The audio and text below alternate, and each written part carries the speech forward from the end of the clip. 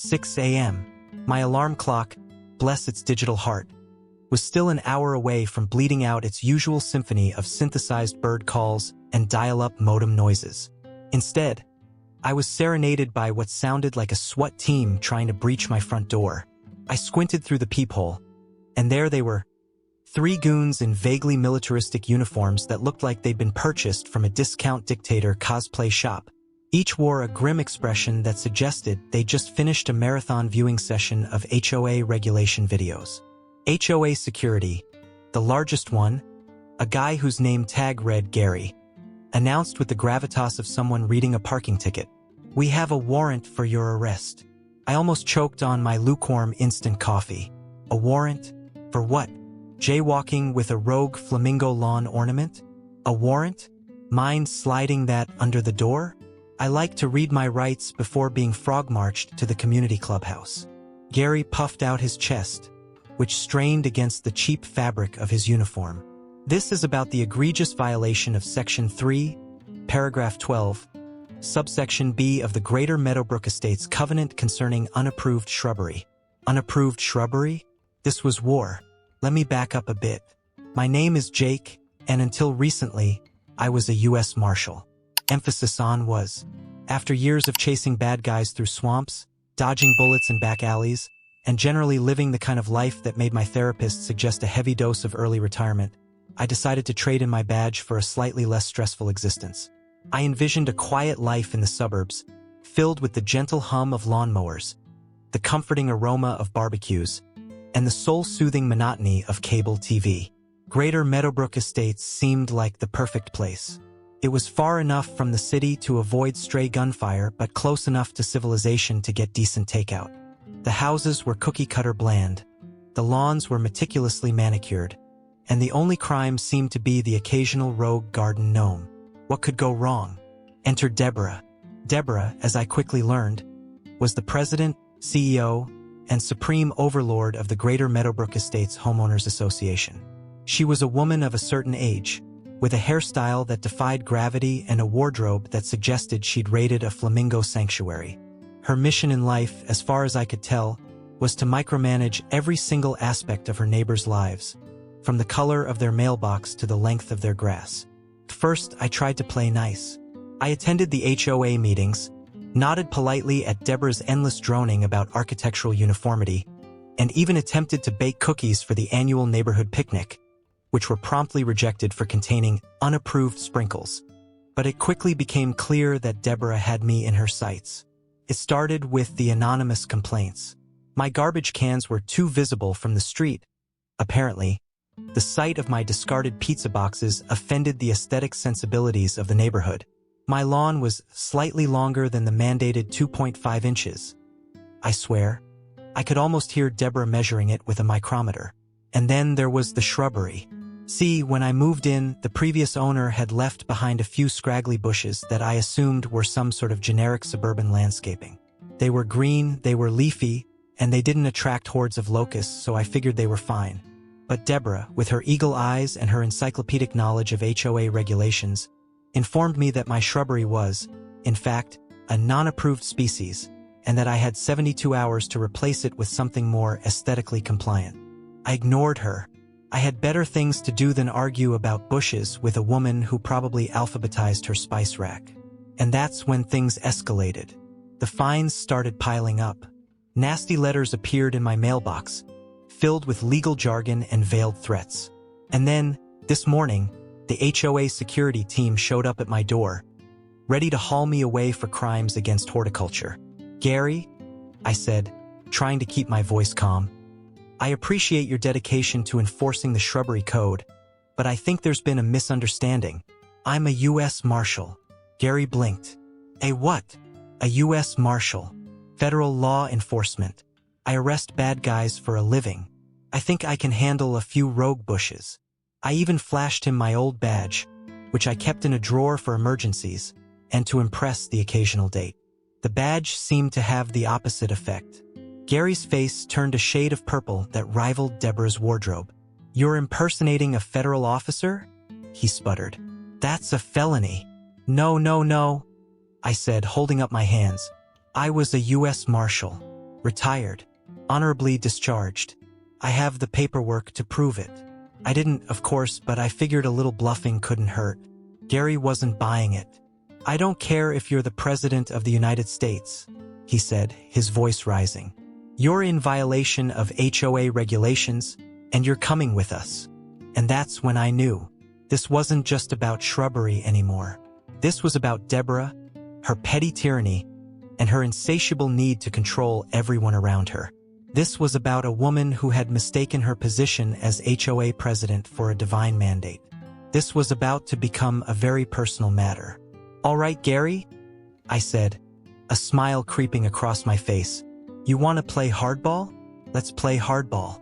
But first, let me get my shoes, and maybe a lawyer, and possibly a flamethrower, just in case those bushes decide to resist arrest. I closed the door, leaving Gary and his goons standing on my doorstep, sputtering like malfunctioning sprinklers. The game was on, and Deborah, bless her floral print heart, had no idea what she was in for. This wasn't just about unapproved shrubbery anymore.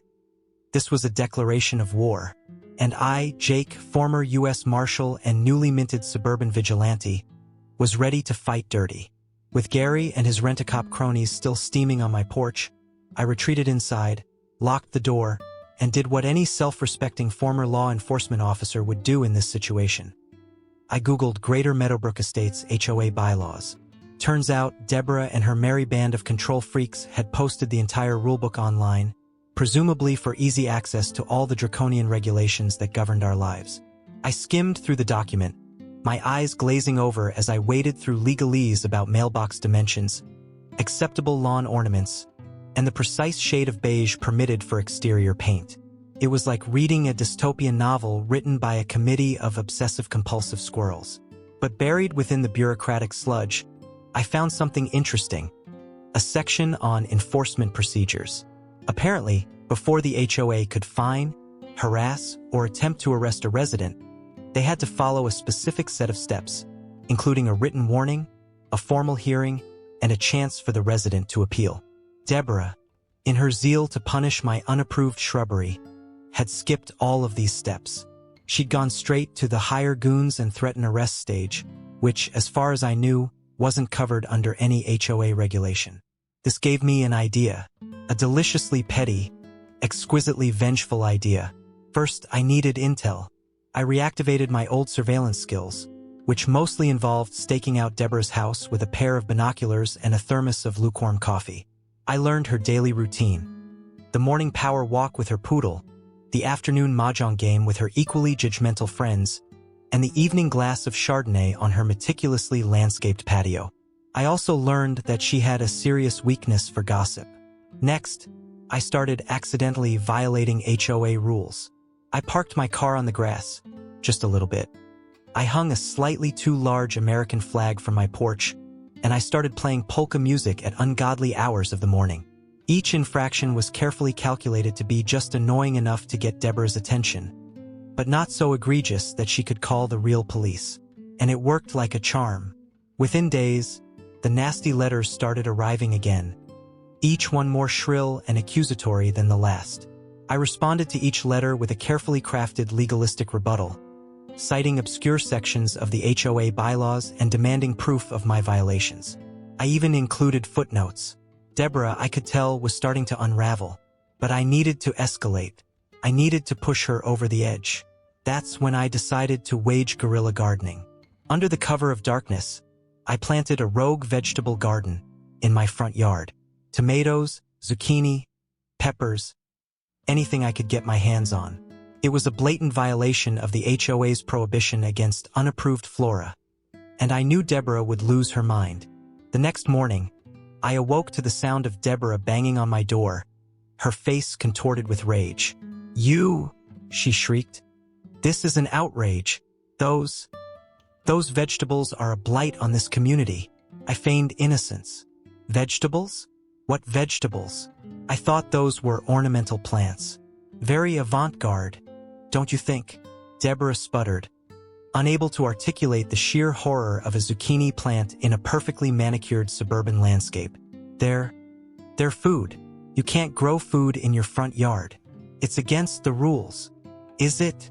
I asked, pulling out my trusty copy of the HOA bylaws. Show me where it says I can't grow food.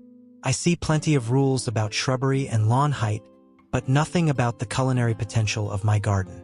Deborah snatched the bylaws from my hand, frantically flipping through the pages. But I knew she wouldn't find anything. I checked. The HOA bylaws were silent on the matter of vegetables. They had rules for everything else, but apparently, the possibility of someone growing their own tomatoes had never occurred to them.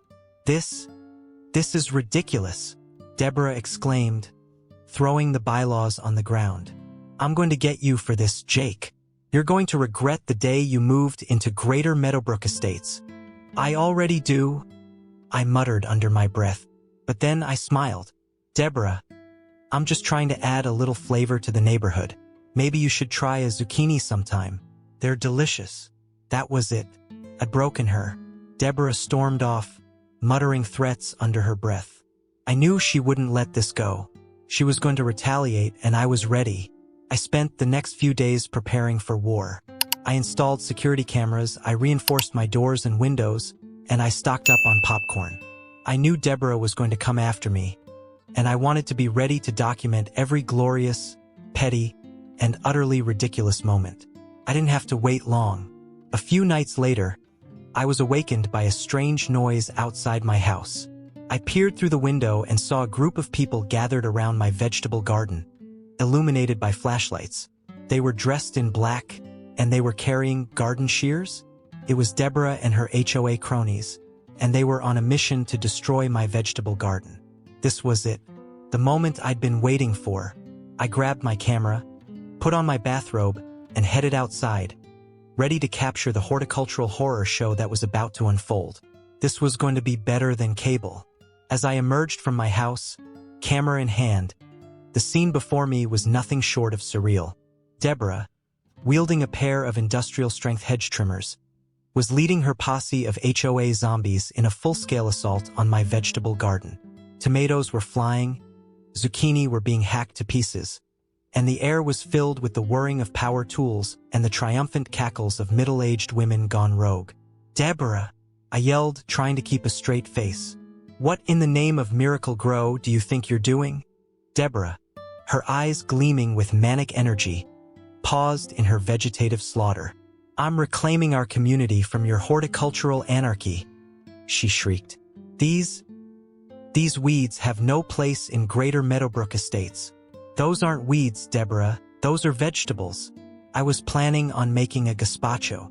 Gazpacho? She spat. That sounds ethnic. We don't want ethnic food in Greater Meadowbrook Estates. We want conformity. We want beige. We want... Suddenly, a rogue tomato splattered against Deborah's face, interrupting her tirade. She stood there for a moment, tomato juice dripping down her chin, before letting out a blood-curdling scream. That's it, she yelled. I've had it. Arrest him. Her posse, armed with garden shears and a newfound sense of purpose, surged towards me. I sighed. This was getting out of hand. All right, ladies, I said, holding up my hands. Let's just calm down and talk about this. I'm sure we can come to some sort of agreement. The only agreement we're going to reach is you leaving Greater Meadowbrook Estates in handcuffs, Deborah snarled. And that's when Gary and his HOA security team reappeared, seemingly summoned from the depths of suburban hell. They were wearing the same ridiculous uniforms, but this time they were armed with zip ties. You're under arrest, Gary announced, his voice trembling slightly. For gardening without a permit. Gardening without a permit? I repeated, incredulous. There's no such thing as gardening without a permit. Well, there is now, Deborah declared, a triumphant glint in her eye. We just passed an emergency amendment to the HOA bylaws. Gardening without a permit is now a Class A misdemeanor, punishable by a fine of $10,000 and 30 days in the community clubhouse jail. I couldn't help but laugh. This was beyond ridiculous. This was pure, unadulterated suburban insanity. All right, Gary, I said. You want to arrest me for gardening without a permit? Go ahead. But first, let me call my lawyer. and maybe the ACLU, and possibly the Guinness Book of World Records, because I'm pretty sure this is the dumbest thing that's ever happened. Gary, looking increasingly uncomfortable, hesitated. I don't know if I can let you do that. Why not? Because Deborah said so. I rolled my eyes. Fine, then arrest me. But I'm warning you, I'm not going down without a fight. And with that, I unleashed my secret weapon, my knowledge of HOA regulations. Gary, I said, are you aware that arresting me without following proper HOA procedures is a violation of Section 7, Paragraph 3, Subsection C of the Greater Meadowbrook Estates Covenant concerning due process? Gary's eyes glazed over. No. Well, it is. And if you arrest me without following those procedures, you're going to be in a lot of trouble. Trust me, Deborah isn't going to protect you when the lawsuits start flying. Gary looked at Deborah, who was glaring at him with murderous intent. He looked back at me, his face a mask of confusion and despair. He was clearly caught between a rock and a hard place, or, in this case, between a tyrannical HOA president and a former U.S. Marshal who knew the bylaws better than she did. I don't know what to do, he stammered. I'll tell you what to do, Deborah snapped. Arrest him. Now. Gary, with a sigh of resignation, pulled out the zip ties. I'm sorry, Jake, he mumbled. It's nothing personal. As Gary attempted to zip tie my hands, I saw my opportunity. I feigned a trip, stumbled forward, and accidentally knocked him into a nearby rose bush. The thorns did the rest. Gary screamed, Deborah shrieked, and the HOA posse erupted into chaos. In the confusion, I managed to slip back inside my house, lock the door, and barricade myself in the living room. That's it, Deborah yelled from outside. I'm calling the police. You're going to jail, Jake. You're going to rot in jail. I chuckled to myself. Let her call the police. I had nothing to hide. And besides, I had a feeling the real police would be more interested in Deborah's illegal vegetable garden raid than in my resistance to unlawful arrest. As I waited for the sirens to arrive, I surveyed the damage. My vegetable garden was a disaster zone. My lawn was littered with garden tools, and my bathrobe was covered in tomato juice. But as I looked at the chaos I had wrought, I couldn't help but smile. Deborah had declared war, and I, Jake, former U.S. Marshal and now certified suburban menace, was winning. The wail of sirens pierced the suburban tranquility, growing louder as the cavalry arrived. Soon, flashing lights painted my house in a dizzying display of red and blue. I opened the door, hands raised in mock surrender, and was immediately greeted by two very confused-looking police officers. What's going on here? The first officer, a young woman with a skeptical expression, asked. It's a long story, I said, gesturing towards the wreckage of my vegetable garden. It involves a tyrannical HOA president, a rogue vegetable patch, and a whole lot of zip ties. Deborah, who had been pacing back and forth like a caged flamingo, rushed forward, her face flushed with indignation. Officer, this man is a menace. He's violated countless HOA regulations, resisted arrest, and assaulted my security personnel. The officer raised an eyebrow. Assaulted your security personnel? Yes, Deborah insisted. They're licensed security guards. They have badges and everything. The officer glanced at Gary, who was still nursing his rosebush-induced injuries. He doesn't look very licensed to me, she muttered. I decided to interject. Officer, with all due respect, this is a matter for the HOA, not the police. Mrs. Henderson here seems to believe that she has the authority to enforce her own brand of suburban justice, but I assure you, she does not. I then proceeded to lay out the entire saga, from the unapproved shrubbery to the guerrilla gardening to the attempted arrest. I even showed them the HOA bylaws, highlighting the sections that Deborah had blatantly violated. The officers listened patiently, their expressions shifting from confusion to amusement to disbelief. By the time I finished, they were both struggling to suppress their laughter. So, let me get this straight, the second officer, a burly man with a handlebar mustache, said. You're telling us that this woman tried to arrest you for growing vegetables? That's correct, I said. Without a warrant, without probable cause, and without following proper HOA procedures. The officers exchanged glances. Ma'am, the female officer said to Deborah, do you have a permit for this vegetable eradication operation? Deborah sputtered. A permit? I don't need a permit. I'm the president of the HOA. That may be, the officer replied. But you still need to follow the law. And from what I'm hearing, you haven't done that. The officers then turned their attention to Gary and his security team. After a brief interrogation, it became clear that they were not, in fact, licensed security guards. They were just a bunch of guys that Deborah had hired from Craigslist to intimidate her neighbors. All right, folks, the male officer said. I think we've seen enough. Mrs. Henderson, you're going to have to come with us. What? Deborah shrieked. You can't arrest me. I'm the president of the HOA. Sorry, ma'am, the officer said. But we have reason to believe that you've been abusing your position of authority and engaging in some questionable activities.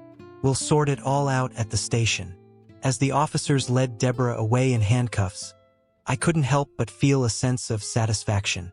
Justice, suburban style, had been served. The aftermath was chaotic, to say the least. The local news picked up the story, and soon, Greater Meadowbrook Estates became the laughingstock of the entire state.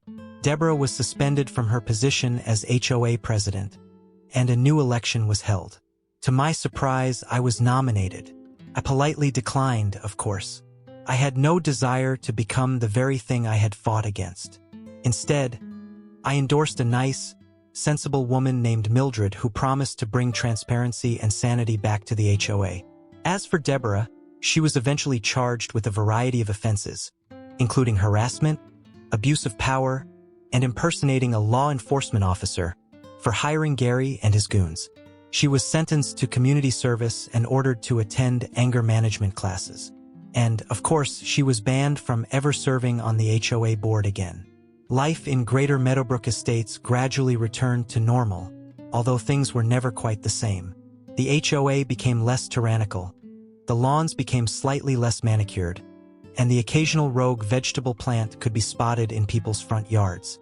As for me, I became something of a local legend. People would stop me on the street and thank me for standing up to Deborah. They called me a hero, a champion of the little guy, a defender of suburban freedom. I just shrugged it off. I wasn't a hero. I was just a guy who wanted to grow his own tomatoes in peace. And maybe, just maybe, get a little revenge along the way. And now, if you'll excuse me, I think I'll go make some gazpacho. With a little bit of spice, of course. Because life in the suburbs, as I've learned, could always use a little bit of spice. And perhaps a rogue flamingo or two. Just for kicks. The dust had settled. Deborah was gone, though I heard she was causing a ruckus at her court-ordered gardening club. The HOA was under new, surprisingly competent management, and my vegetable garden, after a brief period of mourning, was thriving once more. You'd think that would be the end of the story, right? The triumphant return to suburban tranquility? The final, peaceful fade-out into a life of carefully pruned roses and perfectly timed sprinkler systems? Nope. A few weeks after Deborah's dramatic exit, I received a letter. Not a nasty, violation-filled HOA notice, but a crisp, official-looking envelope. Intrigued, I opened it. It was an invitation. The Greater Meadowbrook Estates annual block party. It read, "You are cordially invited to attend, featuring live music, delicious food, and the unveiling of the Jake's Victory Garden community plot." I blinked. Community plot? Named after me? Had I accidentally stumbled into some sort of bizarre suburban cult? Curiosity, and a healthy dose of morbid fascination, got the better of me. I decided to attend. The day of the block party dawned bright and sunny. The kind of day that made even the most cynical among us grudgingly admit that suburban life had its charms. As I approached the community park, I could hear the faint strains of a cover band butchering classic rock anthems and the tantalizing aroma of grilled hot dogs hung in the air. The sight that greeted me when I arrived was overwhelming. The entire neighborhood was there, decked out in their finest polo shirts and khaki pants. Balloons bobbed in the breeze, children ran screaming through the sprinklers, and a group of middle-aged men huddled around a barbecue grill, arguing about the proper way to cook a hamburger. It was the quintessential suburban tableau, amplified to 11. And then I saw it, the Jake's Victory Garden community plot. It was a sprawling expanse of raised beds, overflowing with every imaginable vegetable, herb, and flower. Tomatoes, zucchini, peppers, basil, oregano. It was a veritable cornucopia of horticultural delights. And, to my utter astonishment, it was being tended by Deborah. Well, not the Deborah. A new, improved, vaguely remorseful version of Deborah. She was wearing a simple floral dress. Her hair was pulled back in a sensible bun, and she was actually smiling. As I approached, she looked up, her eyes widening in surprise. "Jake," she said, her voice surprisingly meek. "What are you doing here?" "I was invited," I said, holding up my invitation. "I wanted to see this Victory Garden." Deborah sighed. It's a work in progress," she said. "The judge ordered me to perform community service. Mildred suggested I help out with the garden." "And?" I asked. "How is it going?" Deborah hesitated. "It's actually quite enjoyable," she admitted. "I never realized how therapeutic gardening could be. And the zucchini bread I made last week was a hit." I couldn't help but smile. "I'm glad to hear it, Deborah," I said. "Maybe there's hope for you yet." The rest of the block party was equally surreal. I was paraded around like a conquering hero, given a key to the community, which, as far as I could tell, just opened the bathroom in the community center, and forced to eat an alarming number of hot dogs. But the most surprising moment came when Mildred, the new HOA president, took the stage. "Friends, neighbors," she announced, "I would like to take this opportunity to thank Jake for his contribution to our community. Thanks to his bravery and his dedication to justice, we are now a stronger, more vibrant, and more vegetable-friendly neighborhood." The crowd erupted in applause. Mildred then unveiled a plaque, which read, "Jake's Victory Garden, a symbol of freedom, justice, and really good tomatoes." Couldn't believe it. I had gone from being a suburban pariah to a local icon, all thanks to a rogue vegetable garden and a tyrannical HOA president. As I stood there, basking in the glow of suburban adoration, I realized something. Revenge is sweet, but sometimes the best revenge is simply living your life, growing your own tomatoes, and laughing at the absurdity of it all. And now, folks, for the truly important part. If you enjoyed this tale of suburban mayhem and horticultural hilarity, please hit that like button. Share this story with your friends, your neighbors, and anyone who's ever had a run-in with a power-hungry HOA. Leave a comment below telling me about your own HOA horror stories. And, most importantly, subscribe to my channel for more tales of adventure, intrigue, and the occasional rogue vegetable. Thanks for watching, and remember, always question authority, especially if they're wielding a pair of hedge trimmers. And don't forget to click that notification bell so you will be notified when a new video is published.